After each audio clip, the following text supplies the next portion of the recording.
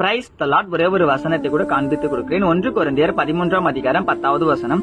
நிறைவானது வரும்போது குறைவானது ஒழிந்து போகும். இன்னைக்கு ஆண்டவர் நம்மள பார்த்து சொல்றாரு, மகனே மகளே, நிறைவான ஆசீர்வாதமான காரியங்கள் உன் வாழ்க்கையில நான் தரப்போறேமா, உன்னோட குறைவுகள் எல்லாம் போக போகுதுன்னு சொல்லி இன்னைக்கு ஏசப்பா நம்மள பார்த்து சொல்றாருங்க. அது என்னங்க நிறைவான ஆசீர்வாதம்? அப்போஸ்தலனாகிய பவுல் சொல்றாரு, போதும் என்கின்ற தேவ பக்தியை மிகுந்த ஆதாயம் சொல்லி அப்போஸ்தலனாகிய பவுல் சொல்றாருங்க. அப்ப நம்ம லைஃபுக்கு நம்ம போதும் அப்படின்ற ஒரு மனநிலைமைக்குள்ள நம்ம இருக்கோம்னா நமக்கு ஏசப்பா நிறைவான ஆசீர்வாதம் தராரமா. அதோடு நம்ம தேவ பக்தியும் இருக்கிறோமாமா. தேவ பக்தி அப்படின்னா கர்த்தர் பக்தி உள்ளவனை தமக்கு என்று தெரிந்து கொள்றாராமா.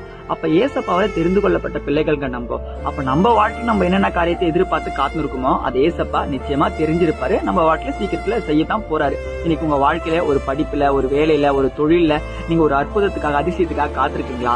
உங்க வாழ்க்கையில இருக்க எல்லா குறைவுகளும் ஒழிந்து போய் நிறைவான ஆசீர்வாதங்கள் எனக்கு போதும்பா ஏசப்பா, எனக்கு இவ்வளவு கொடுக்குறீங்க ஏசப்பான்னு சொல்லி ஏசப்பாண்டியே நீங்க போதும்னு சொல்ற அளவுக்கு அந்த அளவுக்கு மனநிலைமை உங்களுக்கு வரப்போகுது. ஏசப்பா அந்த அளவுக்கு பிளஸ் பண்ணப்படுறான்.